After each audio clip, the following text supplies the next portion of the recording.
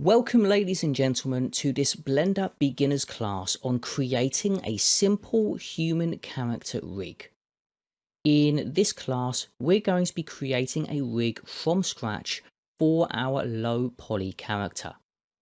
You can use either the character that we have supplied with this class, or you can use your own character to use.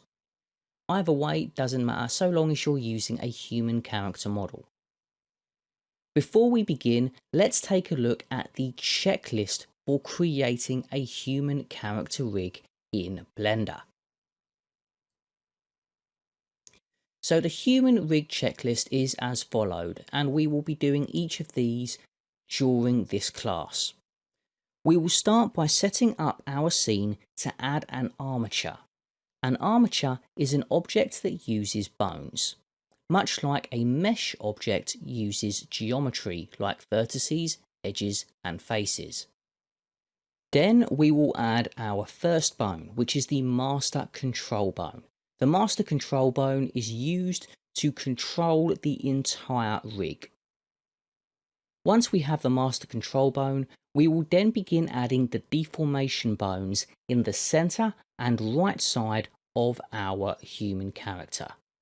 The deformation bones make up the skeleton of the rig, so the back, chest, head, arms, legs, feet and hands. Note that we will only be doing the center and right side of the rig to start with. Later on, we will be mirroring the bones on the right hand side over to the left to help with our workflow. Then at step 4, we will add control and IK bones.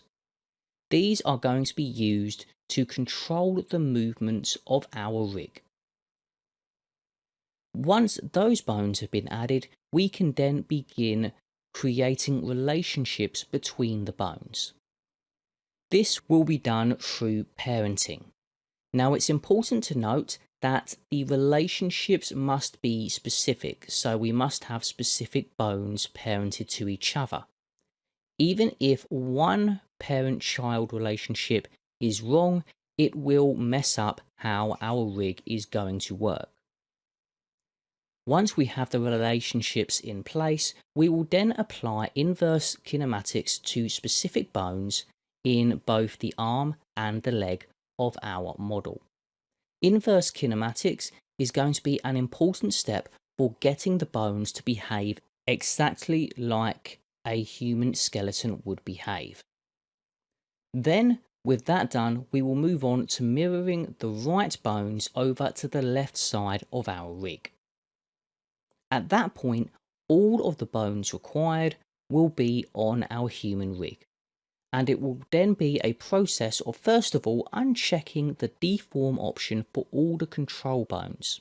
The control bones, of course, will be found outside of the mesh of our object. Therefore, they will not need to have the deform option ticked. You'll see what I mean by this when we come to it in the class. Once all of that is done, attach the rig to the object and then test to make sure everything is working correctly. So, with the human rig checklist in place, let's move on to the next video of our class where we're going to begin by adding an armature to our scene.